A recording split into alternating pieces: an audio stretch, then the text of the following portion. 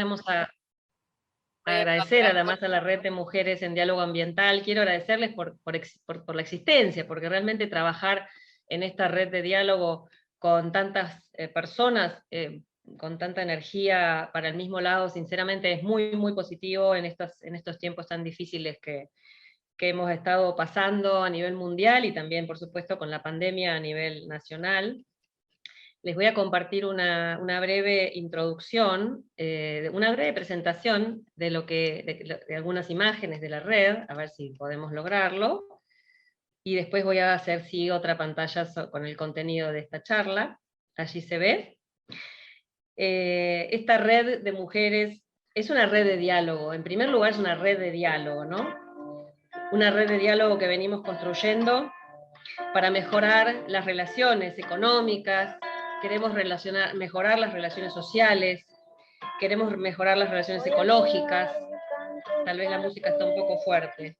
Queremos darle a toda esta mirada ambiental, además, una perspectiva de género, para que tener este espacio como una voz de las mujeres, que además, por supuesto, dialogamos con los otros géneros o con los no binarios, y decirles que nos sentimos unidos desde la raíz, desde la tierra, con mucho compromiso para cambiar la realidad de argentinos y argentinas y también mejorar la realidad de todos los habitantes de la tierra, ¿no? Somos una red de profesionales, de no profesionales, con mirada jurídica, con mirada científica, con mirada sanitaria. Ahí estamos, dejamos de compartir. Con mirada educativa, con distintas miradas, tratando de acaparar todas las disciplinas, y para que a través de ese lenguaje de saberes y de esa suma de saberes podamos aportar y consolidar la mirada ambiental que en realidad permita construir la transdisciplina, ese nuevo desafío que tenemos en la cuestión ambiental. Quiero celebrar, bueno, especialmente la inauguración de este ciclo. Para la red es la primera vez que estamos organizando un evento, así que para nosotros es muy importante poder mostrar estas primeras conferencias articuladas, ¿no? En conjunto justamente con el aporte que vamos a recibir del trabajo conjunto con los especialistas de la universidad. Así que bueno, luego de esta pequeña presentación quiero decirles que pensando y trabajando sobre la propuesta que nos estábamos haciendo de cómo empezar a mover las decisiones en el ámbito de la gestión pública en torno a la ley Yolanda y la consolidación del saber ambiental, que es desde hace muchos años, como decía Enrique Leff, es un saber en formación, pero ya lleva más de 40 años por lo menos, entonces yo digo también que estamos en una etapa de consolidación de este saber, y por eso es muy importante que podamos tener estos encuentros y todos los que sean necesarios para intercambiar los diálogos y las palabras y construir este lenguaje y este saber. Si puedo compartir la siguiente pantalla, que parece que sí, hoy estamos en un día que viene bastante bien, no lo quememos, ¿no? Quería decirles que desde mi mirada, ¿no? Me ha tocado participar en la preparación de algunas normas, de muchas normas, a nivel nacional, también a nivel provincial o a nivel municipal, y creo que el concepto ambiente en Argentina tiene toda una historia, que voy a tratar de sintetizar rápidamente, y el derecho ha tenido un rol importante para consolidarlo. Entonces, hoy, a octubre del 2021, miramos un poquito hacia atrás y vamos a ver si estamos de acuerdo o no en que hay una posibilidad de consolidar este nuevo paradigma, esta visión ambiental. Lo voy a hacer desde la mirada propia, desde mi formación de origen del derecho ambiental, pero ustedes saben que una vez que nos empezamos a dedicar al tema ambiental, cada vez vamos alejándonos de esa disciplina de origen, ¿no? De esa formación, de esa carrera de origen, porque así nos formamos, cada uno en un compartimiento estanco, en un pedacito de la realidad, porque todavía no teníamos la posibilidad a nivel universitario de hacer una formación integral, como tal vez algunos hoy están teniendo esa posibilidad al hacer licenciatura ya de ciencias ambientales. Creo que hay una referencia que hay que hacer a la evolución internacional, además del derecho nacional. Hay que sumar esta perspectiva de ciencias naturales y ciencias humanas o ciencias del hombre, ciencias sociales, ¿no? Y bueno, primero para desafiar un poco a todos los que estamos participando. Ambiente y ecología. 15 segundos para pensar, 5 segundos para pensar si es lo mismo. Claro, estoy hablando de la Facultad de Ciencias Naturales, sin embargo, son reflexiones que hay que hacer. Ya sabemos, seguramente la mayoría de ustedes ya saben lo que es la ecología, esto es algo que lo han estudiado mucho más profundamente que yo y que muchos de los abogados, justamente la ciencia que se define a partir de 1869, que propone estudiar las relaciones de los organismos vivos en su hábitat o con su entorno, pero no está pensando en el hombre, está pensando en los organismos de los otros seres vivos. Recién ya pasado la mitad del siglo XX se empieza a analizar con el aporte que podemos rescatar de Odum, que empieza a avanzar en ese conocimiento, donde la ecología es una disciplina que integra hombre y naturaleza, o digamos especie humana y naturaleza, a pesar de que en esa época todavía se hablaba de medio ambiente. Van a ver que recurrentemente en mis ideas estoy siempre haciendo una referencia a que dejemos de hablar de medio ambiente y pasemos a hablar de ambiente. La ecología dentro de las ciencias naturales, voy a hacer un ABC muy básico porque el objetivo es poder construir, ¿no?, el paradigma. Las ciencias naturales vistas como aquellas ciencias básicas que obviamente estudian la naturaleza, que siguen métodos científicos, que se interesan por descubrir las leyes que rigen la naturaleza, que surgen justamente de la necesidad de la especie de comprender ese mundo que nos rodea, ¿no?, el mundo que lo rodea, pero que no está habituada, como ciencias naturales, no nos está en el hábito de trabajar sobre los aspectos de los impactos de las acciones humanas sobre la naturaleza. Más bien se va a la mirada de las ciencias básicas. Tal vez pensando que la especie humana se adapta al medio, bueno, o tal vez porque no se planteaba profundamente en términos filosóficos estas cuestiones cuando se comenzó a estudiar cada una de las ciencias, ¿no? Por supuesto, todo esto que estoy diciendo me encantaría que luego lo profundicemos en el debate posterior. Y acá una lista muy, muy, muy somera: la biología, la zoología, la botánica, la ecología, la física, los océanos, la química, geología, la astronomía, la genética, todas las distintas partes de lo que se estudian en las ciencias naturales. Ecología, ¿es ambiente? Aquí vienen los otros 5 segundos para poder reflexionar. Y evidentemente no, porque hablar de ecología no es hablar de ambiente. Algo está faltando, justamente está faltando la especie humana en su dimensión individual y en su dimensión colectiva. De ahí todo el campo que sumamos, que es la mirada de las ciencias sociales. Las ciencias sociales, que al contrario, se fueron a mirar el otro lado, a estudiar el comportamiento de la especie humana o del hombre, tanto en su fase individual o en su fase social, cómo se organiza, cómo se decide a producir bienes y servicios, ¿no?, la economía, cuáles son sus creencias, sus valores, sus culturas, cómo está su cuerpo, su salud, en fin, distintas disciplinas que abarcan el campo de las ciencias humanas.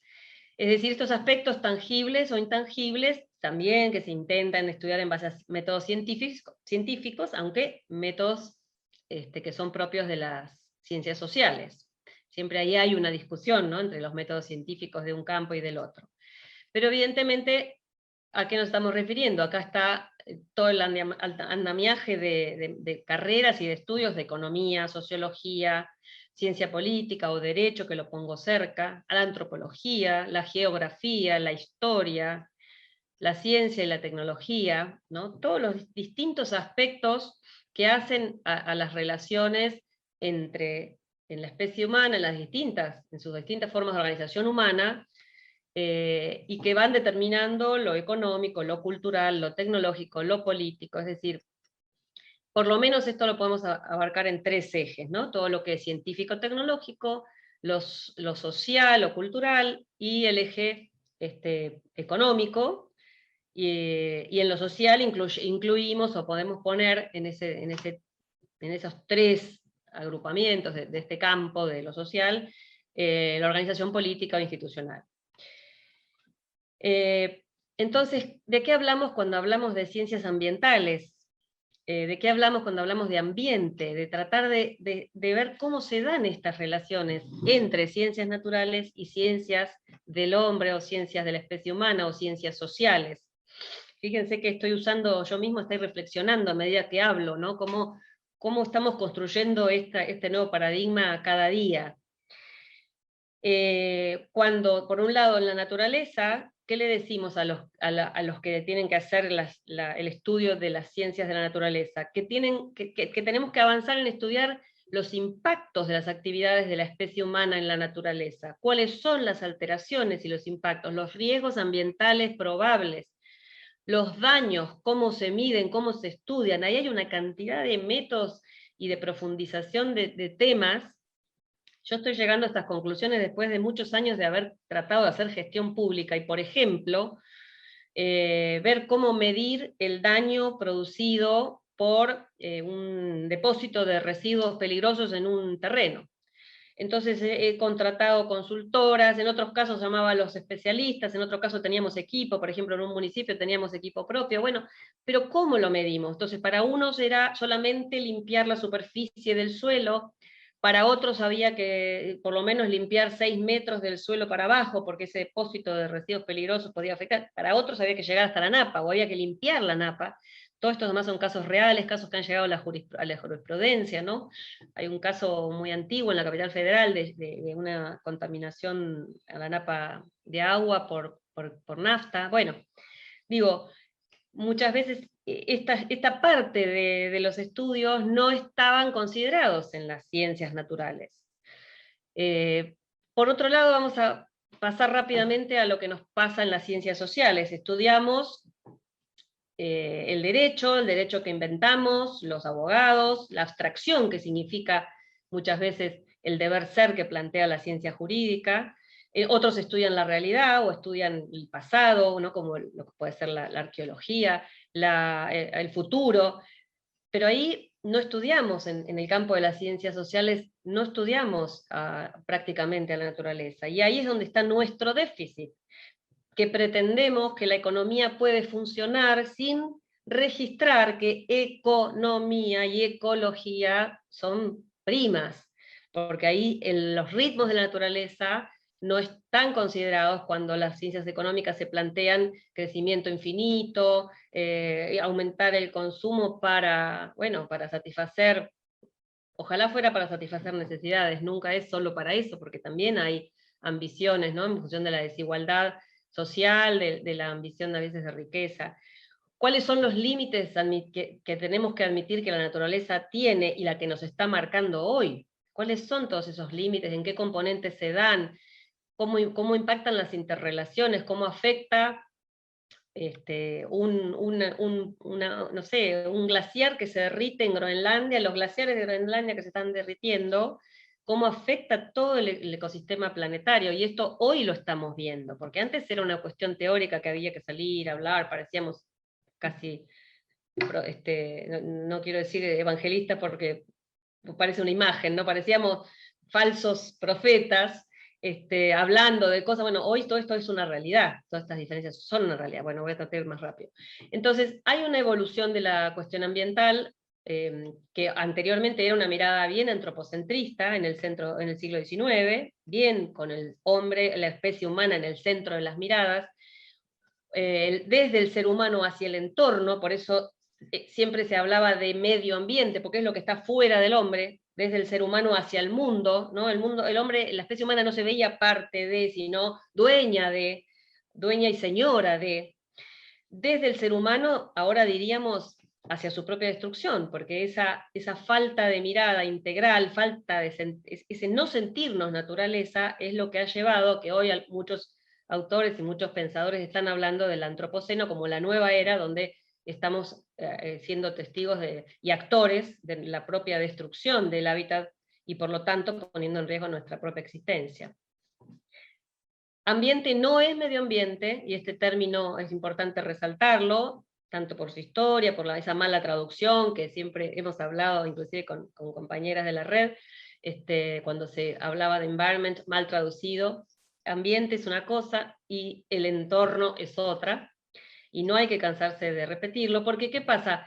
Hoy hay muchas cosas superpuestas donde se habla de medio ambiente y se sigue escuchando hablar de medio ambiente, que es una terminología que se utilizaba en los 70, que viene de las primeras conferencias internacionales, por ejemplo, que se tradujeron como conferencias de Naciones Unidas sobre medio ambiente y desarrollo, desde 1972, la primera. Fíjense algunos puntos de esta primera declaración de Estocolmo. Decía: el hombre es obra y artífice del medio que lo rodea. Se reconocen dos aspectos del medio humano, el natural y el artificial, pero que son esenciales al bienestar del hombre. La naturaleza se debe proteger para la especie humana. Esta es la primera visión antropocentrista que empieza a difundirse ya en los años 70. Bueno, un chiste de Quino que viene siempre bien recordar, porque decía: basta de pesimismo ecologista, que no es cierto que estamos todos perdidos, nos queda un medio planeta por destruir, ¿no? Un viejo, esta es una vieja ilustración del gran humorista argentino. Ya la evolución hacia los años 90, con la realización de la segunda conferencia de Naciones Unidas, que tuvo lugar en Río de Janeiro en el 92, empieza a verse una nueva mirada, pero bueno, los seres humanos, se habla allí de que constituyen el centro de las preocupaciones del desarrollo sostenible. Esto es el principio 1 de la Declaración de Río. Tuve el privilegio de participar en esa delegación oficial en el 92 por la provincia de Buenos Aires, y justamente fui testigo de las discusiones que se daban en estos grupos de trabajo en la conferencia, donde muchos países y el Vaticano, con la bandera, digamos, con su voz. El Vaticano, saben que es un Estado que no tiene voto en las Naciones Unidas, pero sí habla, y fue muy fuerte en la defensa de esta mirada antropocentrista. Todo es para la especie humana, para el hombre, ¿no? Específicamente, encima. De allí que después, cuando eso se traslada al constitucionalismo en Argentina, en las constituciones provinciales o en el acta del COFEMA, se repite esta mirada de medio ambiente, y no se ve claramente que hay que cambiar ese paradigma, ¿no? Si bien estaba ya emergiendo. Sí puedo decir que a partir de la Constitución y de la Ley General del Ambiente, este concepto ya se va reconvirtiendo en Argentina, y hoy tenemos un andamiaje para esto. El artículo 41 habla del derecho al ambiente sano, no habla del derecho al medio ambiente como otras constituciones. El ambiente sano, equilibrado, apto para el desarrollo humano, habla del desarrollo sustentable, incorpora el daño ambiental a la Constitución. Es el único tipo de daño que está protegido a nivel constitucional, que es la Carta Magna más importante que tenemos en el país. Y se imponen obligaciones a las autoridades, y fíjense que aquí rescaté cuando dice uso racional de recursos naturales y preservación, y habla del patrimonio natural y cultural. O sea que ahí está la Constitución insinuando ese concepto complejo, completo, que es naturaleza y cultura, o naturaleza y sociedad. Si bien utiliza la palabra patrimonio, que no es muy amigable. Entonces, ambiente claramente es, por un lado, naturaleza, por otro lado, sociedad, todo lo que el hombre construye, son sus interrelaciones y todos esos puntos de contacto que son infinitos. Son además permanentemente, hay una dinámica de creación y de cambio de esas interrelaciones, de cómo se van dando. Por eso también el desafío de los que hacemos ambiente es permanente, no hay un minuto, no hay un día donde no aparezca un tema nuevo, una interrelación, un efecto desconocido. Ayer aparece la noticia de un virus nuevo en Japón, ¿no? Son todas estas interrelaciones que tienen una dinámica. Por eso casi que nuestro ámbito de trabajo es infinito, y nuestra mente es un poco limitada, no somos tan de todólogos como creemos. De todólogos es una frase casera que suelo usar. Bueno, el ambiente tiene partes que lo componen, pero en esta mirada colectiva de la importancia que tiene el bien común, es importante saber encontrar cada una de esas partes, cuál es la función que tiene para el conjunto. Es decir, cuál es la función ambiental de los elementos, tanto de los elementos de la naturaleza como los elementos de la sociedad.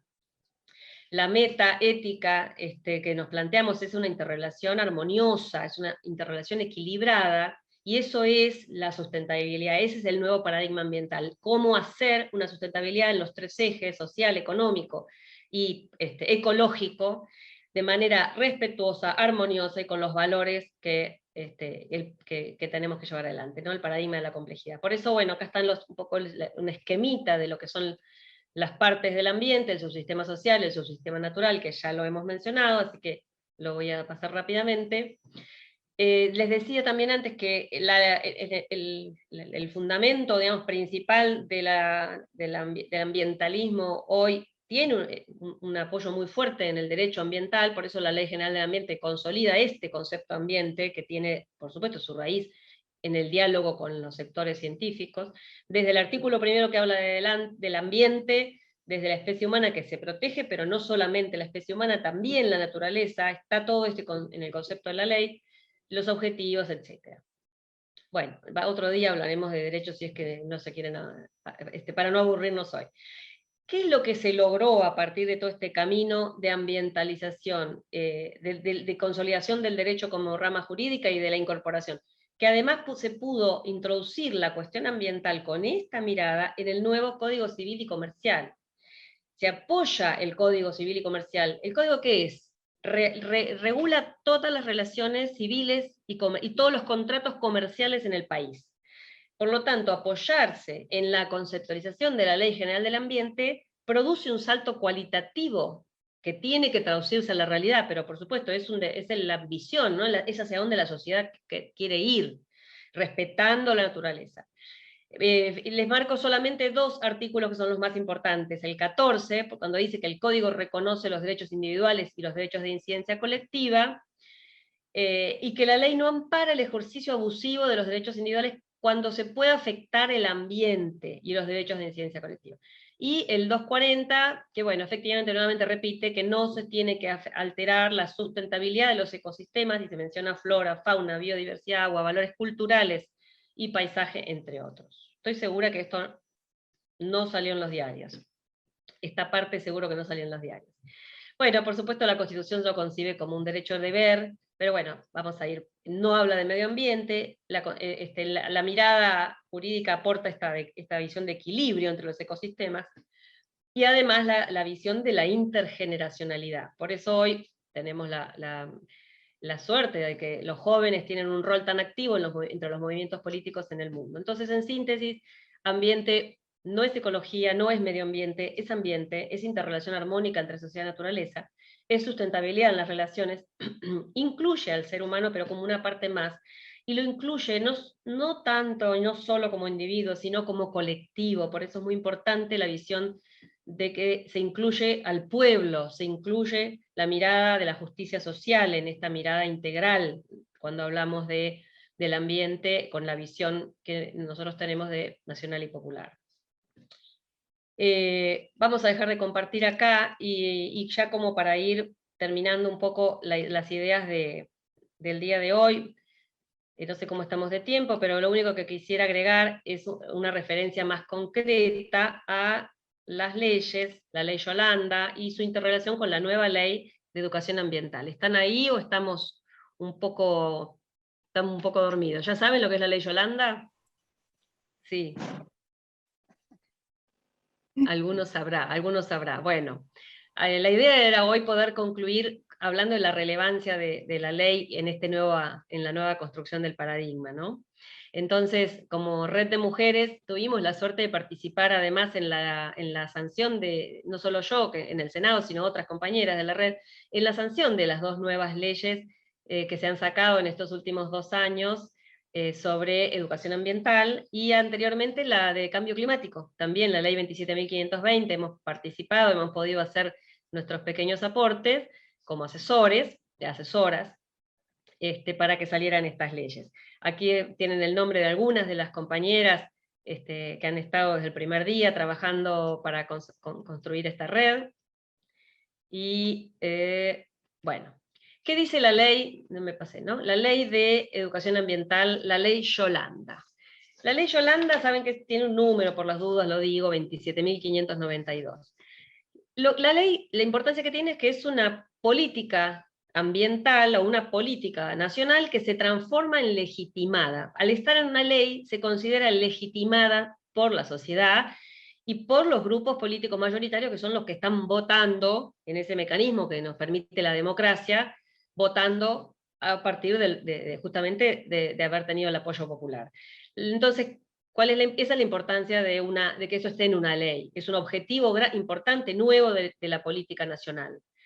Garantizar la formación integral en ambiente, dice la ley Yolanda, está destinada a toda la función pública, tiene que tener una perspectiva de desarrollo sostenible, en este caso está bien enlazada con la Constitución Nacional, y además se agregó durante el trámite de la ley que se haga un fuerte énfasis en el problema del cambio climático, porque como sabemos estamos ya en una crisis notoria que solo va camino a empeorarse.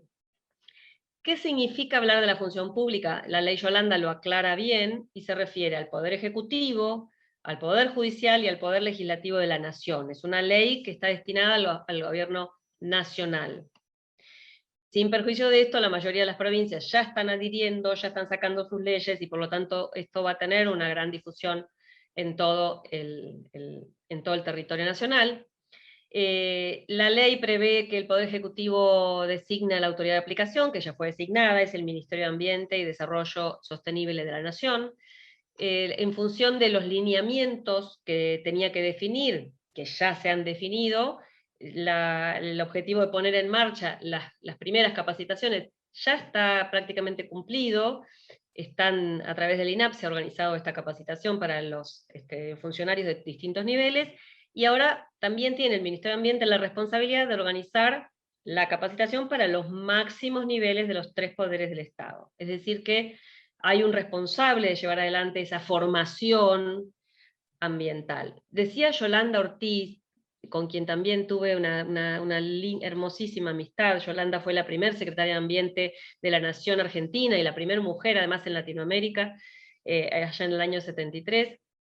Y ya cuando ella se tuvo que ir en las épocas espero no aburrirlos con estas anécdotas, se tuvo que ir en la época del proceso, cuando ella regresa, ahí iniciamos un conocimiento personal, y ella decía, no es solo la formación, no es solo la razón lo que hay que trabajar, necesitamos llegar al corazón. Eso decía también, ella decía, Perón lo decía ya en el 72 en su mensaje ambiental, cuando hablaba de la revolución mental que los hombres y mujeres del mundo tenemos que hacer para entender el camino y esa marcha suicida que estábamos emprendiendo. Ya se veía desde el año 72. Bueno, por eso también la ley Yolanda y la ley de educación ambiental integral también hablan no solamente de la formación a partir de ideas, sino también de la sensibilización. Se hace mucho hincapié en llegar a sensibilizar, porque la urgencia lo amerita. No tenemos tiempo, va a ir pasando los saberes de generación en generación. Y bueno, hablar de la ley Yolanda también, para este ámbito universitario, nos ha llevado a la necesidad de hablar de la Ley de Educación Ambiental Integral, que como ustedes saben, la 27.621, trae un capítulo especial para las universidades. Por eso me parecía importante relacionar ambas normas, que ya están las dos empezando a implementarse. Se define, en el caso de Educación Ambiental Integral, se define este proceso como aquel que defiende la sustentabilidad como proyecto social. Acá ya vemos mucho mejor cómo se enlaza este nuevo saber. La sustentabilidad como un proceso social. El desarrollo con justicia social y distribución de la riqueza. Esto está en la letra de la Ley de Educación Ambiental. Realmente es un avance enorme para la consolidación de este saber que hace tanto tiempo venimos bregando para que se conciba de esta manera.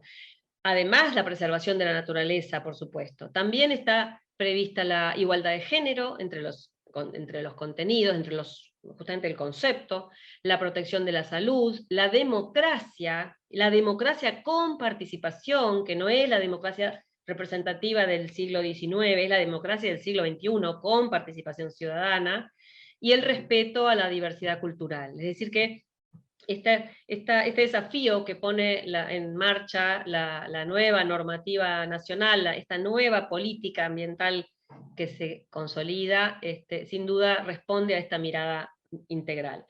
Además dice la ley que se busca el equilibrio entre todas las dimensiones, la social, la ecológica, la política, la económica, en el marco de una ética que promueva una nueva forma de habitar la casa común. Y aquí se hace clara referencia, al hablar de casa común, a la encíclica papal de 2015 del Papa argentino, del Papa Francisco, que para mí fue realmente muy satisfactorio leerla, porque fue la encíclica a partir del cual la Iglesia Católica, con apoyo de otras iglesias, revisa esa concepción antropocéntrica que yo les comentaba que había visto que tan fuertemente se defendía en el 92. Se revisa sustancialmente y se pone al hombre o a la especie humana como uno más dentro del sistema ambiente, del sistema planetario. Bueno, como para no aburrirlos, y después en tal caso seguimos, lo escuchamos al expositor siguiente y seguimos con el debate, quería dejarles nuestras redes, tratamos de tener mucha presencia en la medida de lo que podemos hacer, en Instagram, en Facebook, en Twitter, en LinkedIn, en YouTube, vamos tratando de subir nuestros elementos, así que están todos y todas invitados, no solo a compartir, sino a dejarnos sus opiniones, a sumarse, a discutirnos, en fin, a veces tenemos también discusiones en las redes. Y bueno, me fui del Zoom o estoy bien. Listo. Perfecto, Cris. Estoy terminando ya por ahora. Así que muchísimas gracias a todos y a todas por haber estado escuchando estas alocadas ideas.